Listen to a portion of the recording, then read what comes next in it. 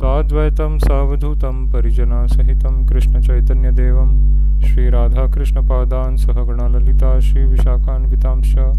हे कृष्ण करुणा सिंधु दीनबंधो जगत्पते गोपेश गोपिकाकांत राधाकांत नमोस्तुते।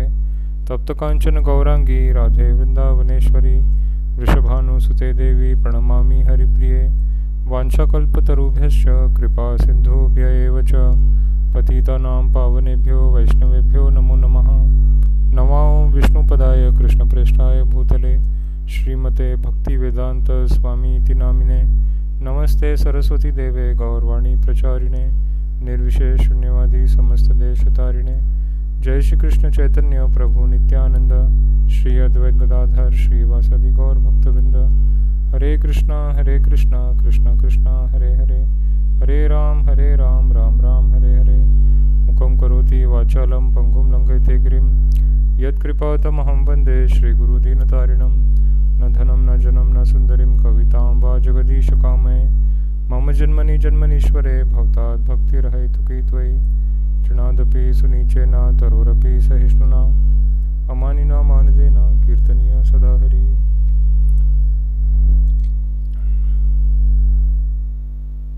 हरे कृष्णा।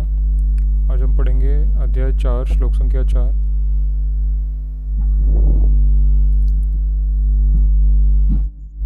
सभी श्लोक रिपीट करिए। अर्जुन उवाच अर्जुन उवाच अपरं भवतो जन्म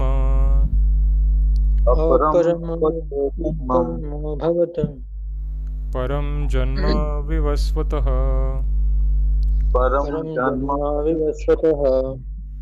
कथम एतद्विजानीयाम् त्वमादौ प्रोक्तवानिति।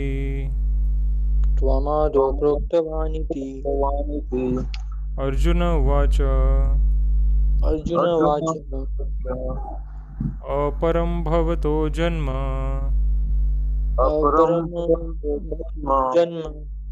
परं जन्म विवस्वतः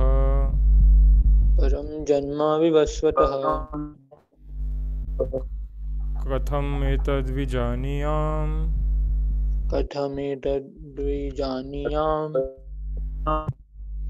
त्वमादौ प्रोक्तवानिति।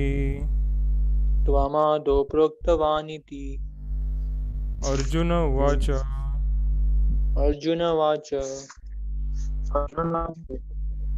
अपरं भवतो जन्म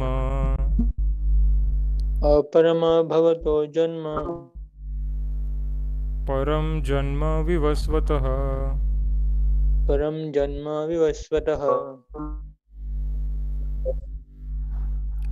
हरे कृष्णा। अनिल जी शायद आपकी यहाँ से डिस्टर्बेंस आ रही है।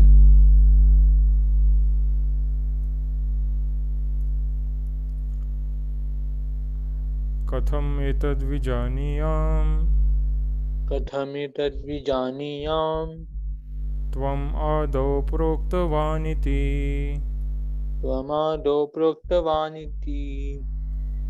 हरे कृष्णा। प्लीज इंग्लिश में पढ़िए।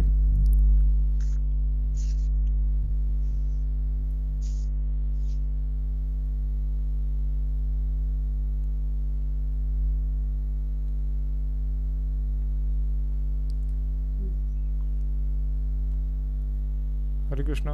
लक्ष्मी जी आप पढ़ सकते हैं इंग्लिश में। Hello. Arjuna said, the sun god Vivaswan is senior by birth to you. How am I understand that in the beginning you instructed this science to him? Purport. Arjuna is an accepted devotee of the Lord, so how could he not believe Krishna's word? The fact is that Arjuna is not inquiring for himself, but for those who do not believe in the Supreme Personality of Godhead, or for the demons who do not like the ideas that Krishna should be accepted as the Supreme Personality of Godhead. For them, only Arjuna inquires on this point, as if he were himself not aware of the Personality of Godhead or Krishna. As it will be evident from the 10th chapter, Arjuna knew perfectly well that Krishna is the Supreme Personality of Godhead, the fountainhead of everything, and the last word in transcendence Of course, Krishna also appeared as the son of Devaki on this earth. How Krishna remained the same supreme personality of Godhead, the eternal original person, is very difficult for an ordinary man to understand. Therefore, to clarify this point, Arjuna put this question before Krishna so that he himself could speak authoritatively. That Krishna is the supreme authority is accepted by the whole world, not only at present, but from time immemorial, and the demons alone reject him. Anyways, since Krishna is the authority accepted by all, Arjuna put these questions before him in order that Krishna would describe himself without being depreciated by the demons who always try to distort him in a way understandable to the demons and their followers. It is necessary that everyone for his own interest know the signs of Krishna. Therefore, when Krishna himself speaks about himself, it is auspicious for all the world. To the demons, such explanation by Krishna himself may appear to the strange because the demons always study Krishna from their own standpoint. But those who are devotees heartily welcome the statement of the Krishna when they are spoken by Krishna.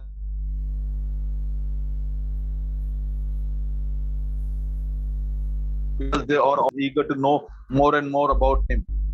Atheists who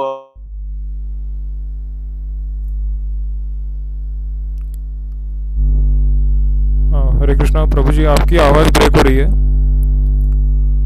consider Sachchidanand.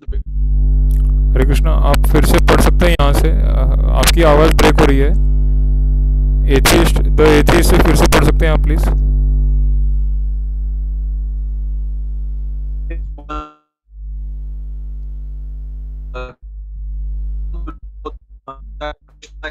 Human. हरे कृष्णा प्रभु जी, शायद आपके network में problem है, बार बार आवाज cut हो रही है. Hello. The atheist who consider Krishna. प्रभु जी, मैं पढ़ूं? हेलो प्रभु जी, आप एक मिनट रुक जाइए. आपकी आवाज बार बार ब्रेक हो रही है. माता जी पढ़, लास्ट पैराग्राफ माता जी पढ़ लेंगे. ओके. हरे कृष्ण प्रभु जी. The atheists who consider Krishna an ordinary man may in this way may come to know that Krishna is superhuman, that he is Sachchidanand Vigraha, the eternal form of bliss and knowledge, that he is transcendental, and that he is above the domination of the modes of material nature and above the influence of time and space. A devotee of Krishna's, like Arjuna, is undoubtedly above any misunderstanding of the transcendental position of Krishna. Arjuna's putting this question before the Lord is simply an attempt by the devotee to defy the atheistic attitude of a person who considers Krishna to be an ordinary human being, subject to the mode of material nature. Hare Krishna, Krishna Krishna, Hare Hare, Hare Ram, Ram Ram, Hare Hare. Jai Shri Prabhupada. Hare Krishna. हरे कृष्णा. जय Srila Prabhupada. Please Hindi में पढ़िए. अर्जुन ने कहा, हे सूर्यदेव, विवासवान आपसे पहले हो चुके हैं, ज्येष्ठ हैं, तो फिर मैं कैसे समझूं कि प्रारंभ में भी आपने उन्हें इस विद्या का उपदेश दिया था. तात्पर्य: जब अर्जुन भगवान का माना हुआ भक्त है तो फिर उसे कृष्ण के वचनों पर विश्वास क्यों नहीं हो रहा था. तथ्य यह है कि अर्जुन यह जिज्ञासा अपने लिए नहीं कर रहा है, अपितु यह जिज्ञासा उन सबों के लिए है जो भगवान में विश्वास नहीं करते, अथवा उन असुरों के लिए है जिन्हें यह विचार पसंद नहीं है कि कृष्ण को भगवान माना जाए. उन्हीं के लिए अर्जुन यह बात इस तरह पूछ रहा है, मानो वह स्वयं भगवान या कृष्ण से अवगत ना हो. जैसा कि 10वें अध्याय में स्पष्ट हो जाएगा, अर्जुन भली भांति जानता था कि कृष्ण श्री भगवान हैं और वे प्रत्येक वस्तु के मूल स्रोत हैं तथा ब्रह्म की चरम सीमा है. निसंदेह कृष्ण इस पृथ्वी पर देवकी के पुत्र रूप में भी अवतरण हुए। सामान्य व्यक्ति के लिए यह समझ पाना अत्यंत कठिन है कि कृष्ण किस प्रकार उसी शाश्वत आदि पुरुष श्री भगवान के रूप में बने रहे। अतः इस बात को स्पष्ट करने के लिए ही अर्जुन ने कृष्ण से यह प्रश्न पूछा, जिससे वे ही प्रामाणिक रूप में बताए।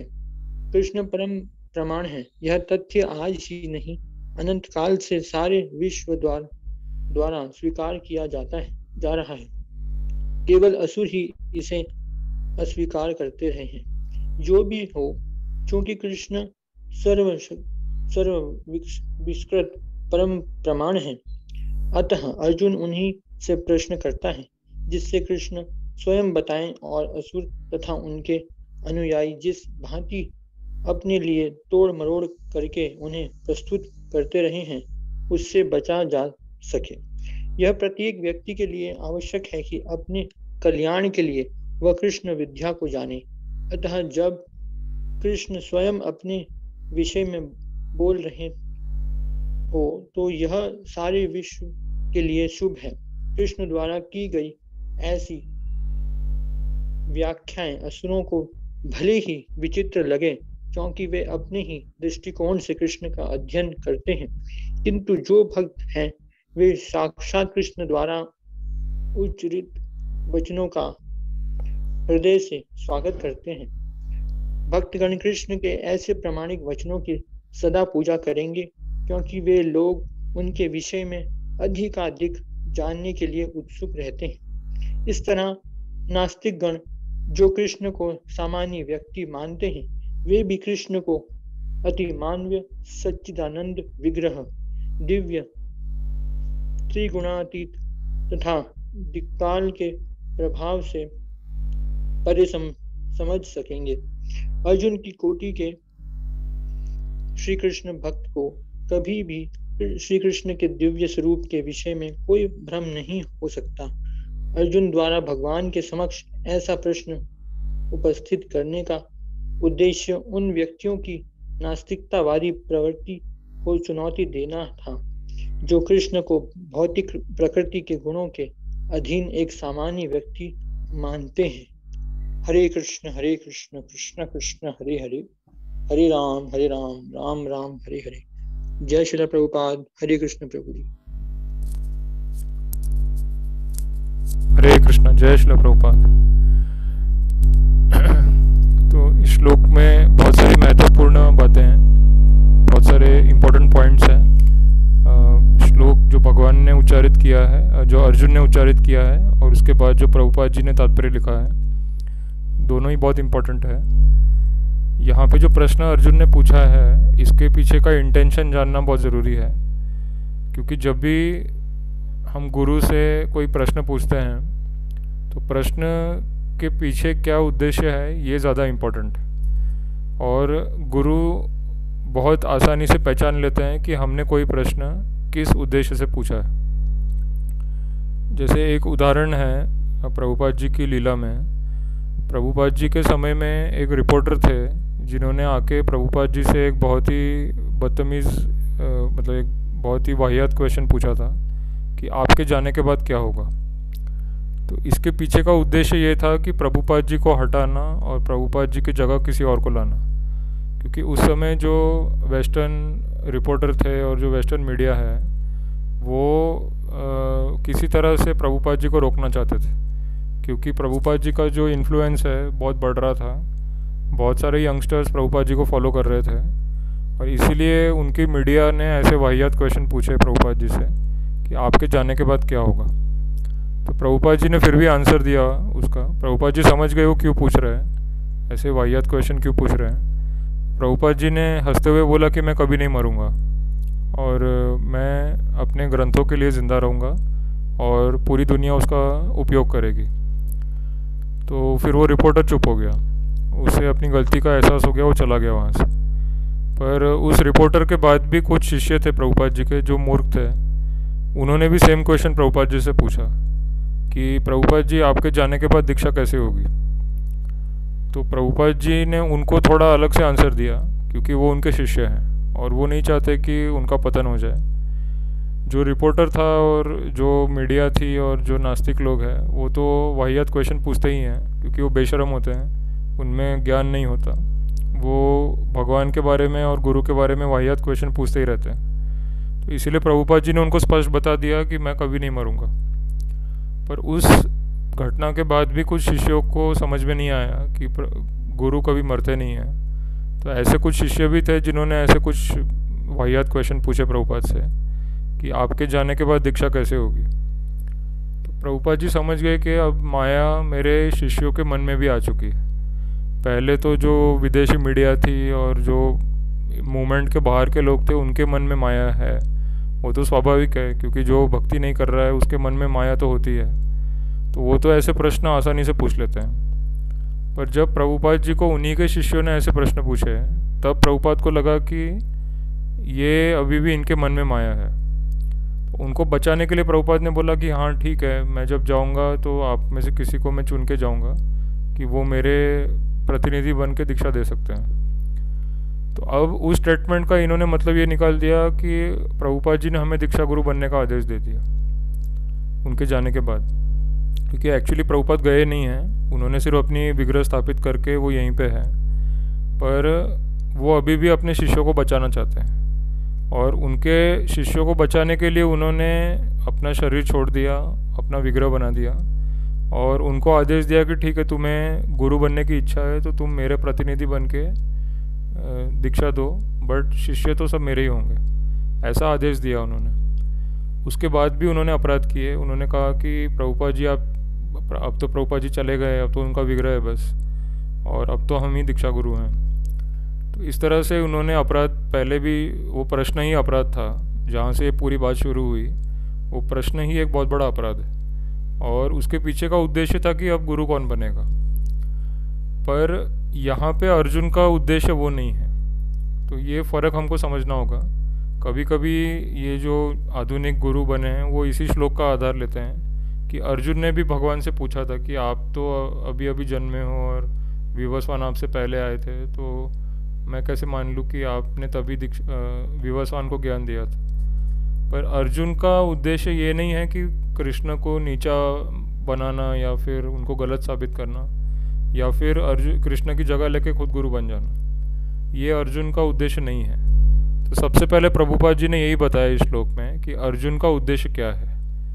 अर्जुन का उद्देश्य है कि जो नास्तिक है और जो कृष्ण पे शक करेंगे उनको क्लियर करने के लिए कि कृष्णा ही भगवान है, अभी भी और भविष्य में भी और हमेशा के लिए कृष्णा ही भगवान है। इस बात को स्थापित करने के लिए अर्जुन ये प्रश्न पूछ रहे हैं ताकि कृष्ण खुद अपने मुंह से बोले कि वो कौन है और ऐसा कैसे संभव है कि वही ज्ञान उन्होंने विवस्वान को लाखों साल पहले दिया था। क्योंकि ये प्रश्न अर्जुन उनके लिए पूछ रहे हैं जो लोग भगवान पे शक करेंगे और भगवान की दिव्यता पे शक करेंगे। तो इसीलिए इस प्रश्न के बाद जो भगवान आंसर देंगे अगले श्लोक में, उससे ये स्पष्ट हो जाएगा कि भगवान दिव्य है, भगवान पहले भी थे, अभी भी है, भविष्य में भी रहेंगे।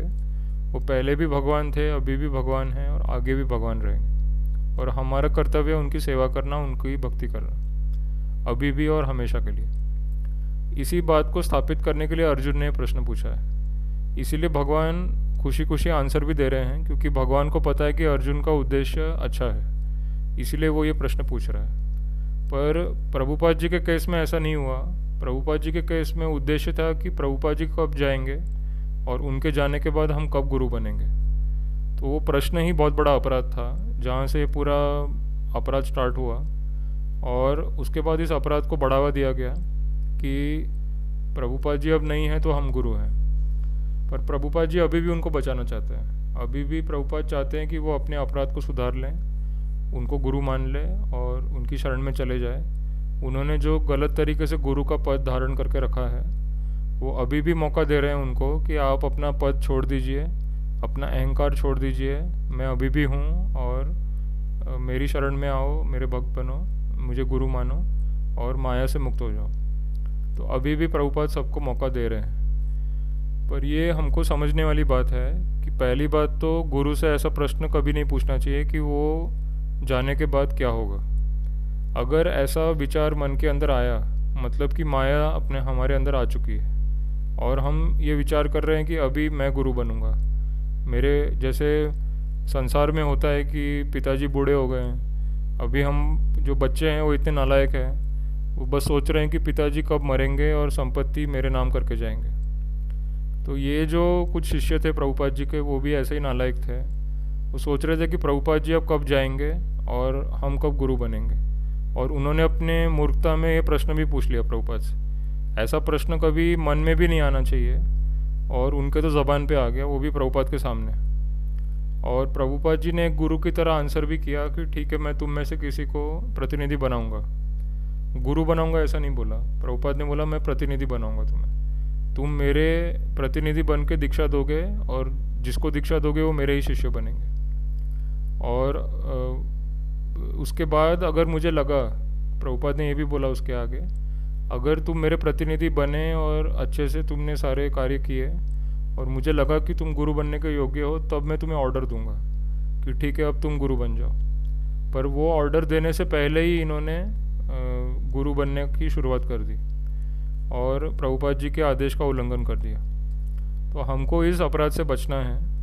हमको सब कुछ प्रभुपाद जी के बिहाफ पे करना है कि प्रभुपाद जी गुरु हैं, उनके बिहाफ पे हम उनकी बातों को रिपीट कर रहे हैं, सबको बता रहे हैं। और हम लोग गुरु नहीं बन सकते प्रभुपाद के ऑर्डर के बिना। तो प्रभुपाद जी के ऑर्डर के बिना तो हम गुरु का पद ले ही नहीं सकते कभी। और गुरु जो है वो कृष्ण के पद पे होते हैं, ब्रह्म पद पे होते हैं, परब्रह्म के पद पे होता है। गुरुर ब्रह्मा गुरुर विष्णु गुरुर देवो महेश्वरा गुरुर साक्षात परब्रह्म तस्मै श्री गुरुवे नमः। तो गुरु साक्षात परब्रह्म है, साक्षात कृष्ण के समान है। तो वो पोजीशन तो उनके आदेश के बिना कोई ले नहीं सकता। तो इसलिए हमें इस अपराध से बचना है।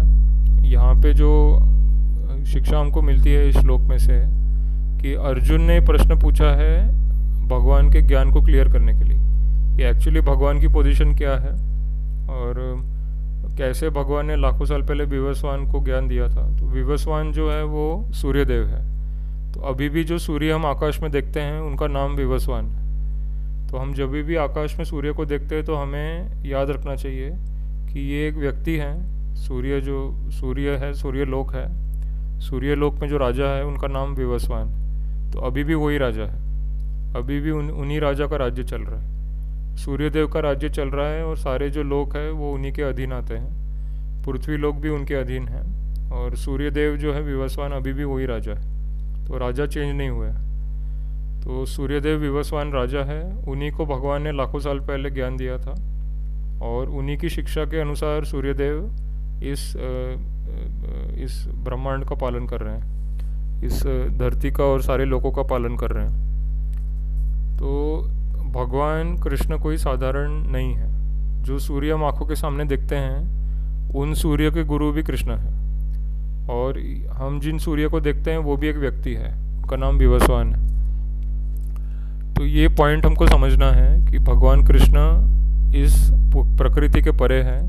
इस भौतिक ये जो मटेरियल वर्ल्ड है जिसमें सूर्य है, चंद्र है, धरती है, आकाश है, बहुत सारे लोक है ऊपर, ब्रह्म लोक है, सत्य लोक है, महर लोक है, जन लोक है, तपो लोक है, स्वर्ग लोक है। इस तरह से 6 लोक ऊपर है, 7 लोक नीचे है और धरती मिला के 14 लोक। तो ये जितने भी लोक है सबके स्वामी भगवान कृष्ण है। ये भगवान कृष्ण ने गीता में बोला है, न मे पार्थस्ति कर्तव्यम त्रिषु लोकेषु किंचन। हे अर्जुन, इन सभी लोकों में मेरे लिए कोई कर्तव्य नहीं है, फिर भी मैं लोगों के मार्गदर्शन के लिए इस संसार में प्रकट होता हूँ और सबको शिक्षा देता हूँ, सबको ज्ञान देता हूँ। और उसी कृष्ण भगवान ने श्रीला प्रभुपाद को भेजा है इस संसार में। तो कोई साधारण व्यक्ति नहीं है प्रभुपाद जी, वो साक्षात परब्रह्म है। और प्रभुपाद जी के आदेश के बिना कोई भी उनकी जगह नहीं ले सकता। तो प्रभुपाद जी ने आदेश नहीं दिया है अब तक, ये पॉइंट याद रखना है। और प्रभुपाद जी को ऐसा प्रश्न पूछना कि आपके बाद कौन है, ये भी अपराध है। हमें कभी ऐसा सोचना भी नहीं चाहिए कि प्रभुपाद जी चले गए हैं, वो अभी भी यहीं पे है, हम सबको मौका दे रहे हैं अपनी गलती सुधारने का। और बहुत सारे लोगों ने गलतियाँ की है, उनके प्रति अपराध किया है, उनके बाद गुरु बनने का प्रयास किया है, उनकी जगह लेने का ट्राई किया है। हम भी काफ़ी अपराध करते हैं, हम भी उनके आदेशों को फॉलो नहीं करते हैं, 16 माला नहीं जपते हैं और 4 नियम पालन नहीं करते हैं। तो हम भी अपराध करते हैं, प्रभुपाद को फॉलो नहीं करते हैं। और बहुत सारे लोगों ने अपराध किए हैं, उन्होंने उनके बाद गुरु बनने का प्रयास किया है उनके आदेश के बिना। तो किसी भी हालत में हमें ध्यान रखना है कि भगवान और उनका जो प्रतिनिधि है, भगवान कृष्णा और उनके प्रतिनिधि प्रभुपाद, इनके प्रति हमें कभी भी अपराध नहीं करना चाहिए। अगर हम भगवान के प्रति या भगवान के भक्त के प्रति अपराध करते हैं तो फिर हम भक्ति में आगे नहीं बढ़ सकते, हम भक्ति में एक कदम भी आगे नहीं बढ़ सकते, क्योंकि उनके आदेश से ही हमको ज्ञान मिलता है, उनको फॉलो करके ही हम आगे बढ़ते हैं। उनके प्रति अपराध करके हम कहीं पे भी आगे नहीं जा सकते, उल्टा हम पीछे चले जाएंगे, हम माया में चले जाएंगे और फिर से निकलना मुश्किल हो जाएगा। इसीलिए हमेशा ध्यान रखना है कि श्रीला प्रभुपाद जी के आदेशों को फॉलो करना है और हमेशा ध्यान रखना है कि 16 माला हो, 4 नियमों का पालन हो, उनकी बुक्स हम पढ़ते रहें, उनके लेक्चर हम सुनते रहें और उन्हीं के लेक्चर में से जैसा बोला है वैसे का वैसा आगे रिपीट करें। हमें उसमें एक शब्द भी चेंज नहीं करना है, क्योंकि भगवान ने जो बोला है और प्रभुपाद जी ने जो भगवान के बारे में बोला है, ये दोनों ही चीज़ें परफेक्ट, इसमें एक भी शब्द गलत नहीं है और उसको हमें वैसे का वैसा आगे प्रस्तुत करना है सबके फ़ायदे के लिए। और इसीलिए प्रभुपाद जी अभी भी यहीं पे जीवित है हमारे साथ, ताकि हम इसको फॉलो करें, इसको पढ़ें, इसको समझें और भक्ति करें, माला करें, भगवान की सेवा करें। हम अपने मन को साफ़ कर लें, पवित्र बन जाएं और हम फिर कृष्णा के पास वापस जाने के लिए योग्य बन जाए। तो श्रीला प्रभुपाद जी अपने लेक्चर में हमेशा एक बात कहते हैं कि जब तक हम पवित्र नहीं हो जाते, जब तक हमारा मन साफ नहीं हो जाता, तब तक हम कृष्णा के पास वापस नहीं जा सकते। कृष्णा परम पवित्र है, कृष्णा इज़ प्योरेस्ट और भगवान कृष्ण के पास जाने के लिए हमको भी प्योर बनना पड़ेगा, नहीं तो हम वापस नहीं जा सकते। और प्योर बनने के लिए हमें बस श्रीला प्रभुपाद जी को फॉलो करना है। हमारे मन में और कोई इच्छा नहीं होनी चाहिए, एक ही हमारे मन में होना चाहिए कि मुझे श्रीला प्रभुपाद जी को फॉलो करना है, उनकी बुक्स पढ़नी है, उनका लेक्चर सुनना है और उनके लेक्चर में जो भी सुना है, पढ़ा है, उसको वैसे का वैसा आगे रिपीट करना है और दूसरों को भी इंस्पायर करना है भक्ति करने के लिए, ताकि दूसरों का भी लाइफ सुधर जाए, उनको भी एक डायरेक्शन मिले अपनी लाइफ में और हमको भी सेवा मिले। तो जब हम भगवान कृष्ण की और प्रभुपाद जी की सेवा करते हैं तो हमको ज़्यादा सेवा मिलती है, तो सेवा के बदले में हमको सेवा मिलती है।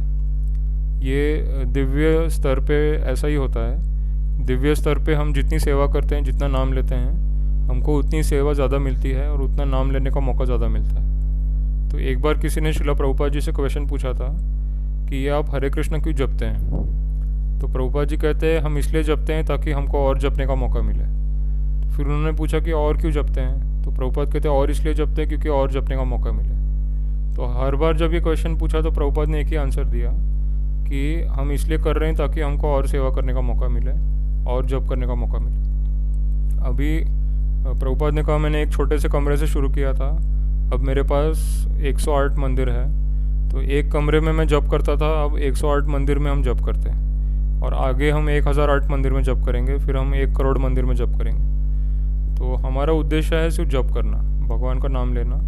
हमने एक कमरे से शुरू किया, अब हम चाहते हैं कि हम करते जाएं और हमको और मौका मिलता जाए जप करने का। हमको जितना मिलेगा, जो कुछ भी मिलेगा, उसको हम जप करने के लिए इस्तेमाल करेंगे। तो फिर वो रिपोर्टर चुप होकर वापस चला गया और इसीलिए उनको प्रॉब्लम थी, प्रभुपाद जी से इसलिए प्रॉब्लम थी उनको, क्योंकि प्रभुपाद जी को ना पैसा चाहिए था, ना फॉलोअर चाहिए थे। प्रभुपाद जी को सिर्फ भगवान का नाम लेने का मौका चाहिए था बस। उनको ना तो पैसा की लालच थी, ना तो फॉलोअर्स की लालच थी, ना तो उनको किसी भी बड़ी चीज़ की लालच थी। उनको एक ही चीज़ था मन में कि मुझे जो कुछ मिलेगा वहाँ पे मैं हरे कृष्णा चैंटिंग करूँगा और दूसरों से करवाऊँगा। तो धीरे धीरे भगवान की कृपा से उनको बहुत कुछ मिलता गया और इसीलिए वो लोग डर गए थे, वेस्टर्न लोग और यहाँ के लोग भी, हिंदू लोग भी और वहाँ के लोग भी डर गए थे कि ये जो स्वामी जी है इनका बहुत ही ज़्यादा इन्फ्लुएंस बढ़ता जा रहा है, इनको किसी तरह से रोकना चाहिए। तो इसीलिए उन्होंने उनके शिष्यों को लालच देने का ट्राई किया, और फिर सारे शिष्यों के मन में लालच आ गया कि इतनी सारी प्रॉपर्टीज़ हैं, इतना सारा बैंक बैलेंस है, इतने सारे फॉलोअर्स हैं, तो हम किसी तरह से प्रभुपाद जी को हटा देते हैं और हम खुद गुरु बन जाते हैं। तो ये जो माया है वो इन्हीं लोगों ने, ये जो वेस्टर्न लोग हैं, उन्हीं ने उनके दिमाग में माया डाल दी कि तुम अपने गुरु को हटा लो और तुम मालिक बन जाओ। तो फिर उन्होंने जाके प्रभुपाद से क्वेश्चन पूछा कि आपके जाने के बाद क्या होगा, आपके जाने के बाद कौन गुरु बनेगा और कौन दीक्षा देगा। तो जो अपराध उन वेस्टर्न लोगों ने किया था वो सेम अपराध फिर प्रभुपाद के शिष्यों ने भी करना शुरू कर दिया, और अभी भी कर ही रहे हैं। अभी भी वो कोशिश कर रहे हैं कि इस्कॉन का मालिक कौन बनेगा, मंदिर का मालिक कौन बनेगा, कौन गुरु बनेगा, इसी बात की लड़ाई अभी भी हो रही है। तो इसीलिए हमें बहुत ध्यान रखना चाहिए कि गुरु के सामने प्रश्न जब पूछते हैं तो उसका इंटेंशन एकदम साफ़ होना चाहिए, नहीं तो माया में फंस जाएंगे और इतना बुरा फंसेंगे कि निकलना मुश्किल हो जाएगा। तो गुरु से क्वेश्चन हमेशा एकदम अच्छे इंटेंशन वाला होना चाहिए। अगर आपका इंटेंशन है ज्ञान प्राप्त करना या अपने गुरु को बड़ा बनाना, मतलब कि गुरु से ज़्यादा ज्ञान प्राप्त करना और उस ज्ञान को स्प्रेड करना कि देखो मेरे गुरु कितने बड़े हैं, तो अर्जुन का भी उद्देश्य यहाँ पे यही है। अर्जुन तो मानता है कि भगवान कृष्ण ही सब कुछ, और उन्होंने सूर्यदेव को भी ज्ञान दिया था, ये अर्जुन भी मानता है। पर अर्जुन चाहता है कि भगवान अपने मुंह से खुद समझाए कि कैसे उन्होंने ज्ञान दिया था और कैसे उन्होंने सृष्टि को स्टार्ट किया, कैसे पूरे यूनिवर्स को स्टार्ट किया। तो अर्जुन चाहता है कि खुद भगवान कृष्ण अपने मुंह से बोले, और फिर अर्जुन चाहता है कि वो सबको बताए कि देखो मैं जिनको फॉलो करता हूँ वो कितने बड़े हैं, वो कितने महान हैं। इस इंटेंशन से हमें क्वेश्चन पूछना चाहिए गुरु से।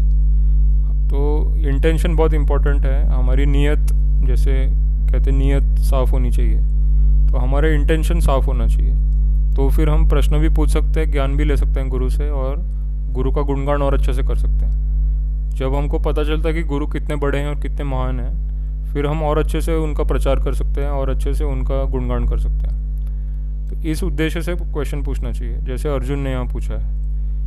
तो गुरु के प्रति अपराध नहीं करना चाहिए कभी, ये बहुत डेंजरस है, ये बहुत बड़ी माया है, और गुरु को हटा के खुद गुरु बनना ये तो सबसे बड़ी माया है, और इसका तो इतना बड़ा अपराध है कि इससे निकल पाना भी बहुत मुश्किल है, क्योंकि माया बहुत मतलब स्ट्रांग होती है, और अगर गुरु से ही धोखा करते हैं तो फिर माया और ज़्यादा पकड़ लेती है, क्योंकि माया से बचाने वाले गुरु होते हैं। जो माया से बचाने आपको माया से बचाने के लिए जो आया है, उसी के प्रति आप धोखा करोगे तो फिर माया और ज़्यादा स्ट्रांग हो जाती है, और फिर उससे बच पाना और मुश्किल हो जाता है। तो इसीलिए हमें ध्यान रखना चाहिए, केयरफुल रहना चाहिए। हम एक शुद्ध भक्त के संपर्क में हैं, तो शुद्ध भक्त के साथ कैसे हमें डीलिंग करनी चाहिए, कैसे प्रश्न पूछने चाहिए, ये यहाँ से सीखना है। अर्जुन ने जैसे पूछा है तो वैसे हमें अच्छी भावना से, अच्छी नीयत से, अच्छे इंटेंशन के साथ क्वेश्चन पूछना चाहिए, तो फिर हमें ज्ञान भी मिलता है और सेवा भी मिलती है, और फिर हम भक्ति में आगे बढ़ते हैं। तो यहाँ पे किसी को कोई क्वेश्चन या डाउट है तो पूछ सकते हैं। हरे कृष्ण प्रभु जी। हरे कृष्ण। हाँ प्रभु जी, मुझे पूछना था, जिन्होंने आप जो बोल रहे हैं कि जिन्होंने प्रभुपाद के साथ में ये किया जो माया में, वो क्या वो डिसाइपल अभी भी हैं या उनके साथ एसोसिएटेड हैं इस्कॉन के साथ, या तो अभी तो इस्कॉन में 99% वही लोग हैं सारे, जो जितने भी चेहरे आप देख रहे हैं, जो इस्कॉन के लोगों के साथ जितने भी चेहरे आप देख रहे हैं, वो सब यही लोग हैं जिन्होंने प्रभुपाद के साथ धोखा किया है। उनसे ये प्रश्न पूछा कि आपके जाने के बाद कैसे दीक्षा होगी, ये प्रश्न ही सबसे बड़ा अपराध है। और प्रभुपाद जी ने उनको बचाने के लिए कहा ठीक है तुम ज़्यादा जल्दी मत करो, मतलब प्रभुपाद जी तभी चाहते तो उनको हटा देते, उनको बोल देते तुम निकलो बाहर, पर फिर भी प्रभुपाद ने उनको कहा ठीक है तुम जल्दबाजी मत करो, मैं तुम्हें प्रतिनिधि बनाऊंगा, मेरा प्रतिनिधि बन के तुम दीक्षा दोगे और शिष्य सारे मेरे ही होंगे, तुम पहले अपने आप को ट्रेन करो, प्योर बनाओ, और फिर एक दिन जब मुझे लगेगा कि तुम प्योर हो फिर मैं तुम्हें ऑर्डर दूंगा कि ठीक है अब तुम अपने खुद के शिष्य बनाना स्टार्ट करो। बट इन्होंने वेट नहीं किया, और आगे भी बहुत सारी घटनाएं हुई, और प्रभुपाद जी के साथ बहुत इन्होंने गलत चीज़ें की। अंत में वो डिस्गस्ट होके उन्होंने शरीर छोड़ दिया कि मुझे रहना ही नहीं इस दुनिया में। वो चाहते तो वो अपने शिष्यों को हटा देते सबको, बट वो पूरी तरह डिस्गस्ट हो गए थे कि ये सब कैसी माया में फंस गए हैं, अपने ही गुरु को हटाना चाहते हैं। तो वो डिस्गस्ट होकर उन्होंने शरीर छोड़ दिया, अपना खुद का विग्रह बनवा दिया, और ऐसा करके वो चले गए यहाँ से। फिर भी इनको अकल नहीं आई, अभी भी वो अपने फ़ोटो लगा रहे हैं, अपने आप को गुरु बता रहे हैं, प्रभुपाद जी के नाक के नीचे वो बैठ के ऐसे अपराध कर रहे हैं। तो इसीलिए बहुत डेंजरस माया है ये, इसमें से कोई टिक नहीं पाता है। आप देखो चेहरे बदलते रहते हैं, नए नए गुरु आते रहते हैं, नए नए चेहरे आते रहते हैं। जैसे पॉलिटिकल सिस्टम होता है, हर 5 साल में एक नया चेहरा आता है, उसी तरह इस्कॉन में भी हर 5 साल में एक नया गुरु आता है, और सभी गुरु बनने का ट्राई कर रहे हैं। तो अब ये as good as political system बन गया और वोटिंग सिस्टम हो गया। मैंने खुद देखा है, इस्कॉन के अंदर वोटिंग होता है गुरु के लिए। तो प्रभुपाद जी ने मना किया था कि स्पिरिचुअल लाइफ में वोटिंग से गुरु नहीं बनता है, कि वोट देने वाले बेवकूफ़ होते हैं, उनको पता नहीं होता, वो अपना फ़ायदा देखते हैं। वोटिंग से कभी भी स्पिरिचुअल गुरु नहीं बनते हैं। तो ये प्रभुपाद जी ने इंस्ट्रक्शन दिया था, फिर भी आज के समय में वोटिंग से गुरु बन रहे हैं इस्कॉन के अंदर। इसलिए आप देखो हर 5 साल में आप किसी भी इस्कॉन में जाओ, हर 5 साल में कोई नया गुरु दिखेगा आपको वहाँ पे, और कोई नया चेहरा दिखेगा आपको। तो ये बहुत डेंजरस है। इसी की वजह से प्रभुपाद डिस्गस्ट हो गए थे, इसलिए वो चले गए।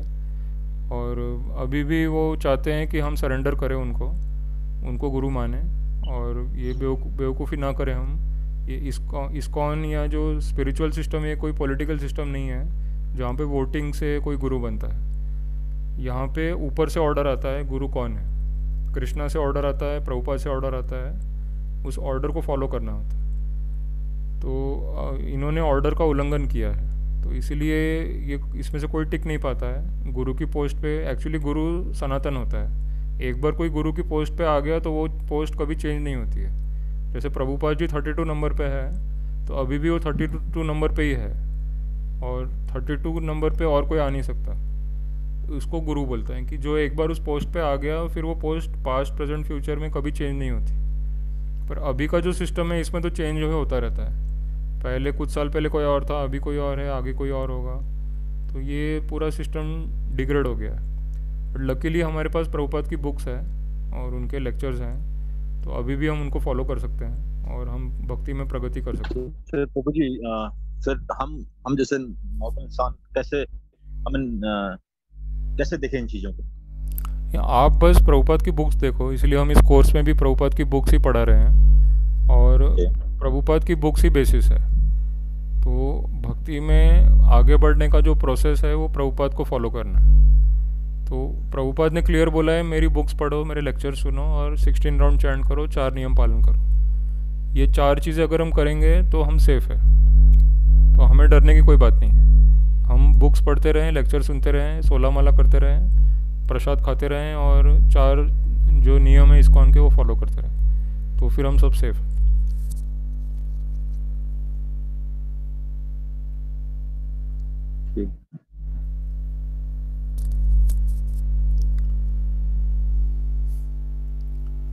ठीक है, तो आज का समय यहाँ पूरा होता है। हम लोग कल कंटिन्यू करेंगे चैप्टर नंबर 4 वर्स नंबर 5। हरे कृष्णा कृष्णा कृष्णा हरे हरे, हरे राम राम राम हरे हरे। श्रील प्रभुपाद की जय।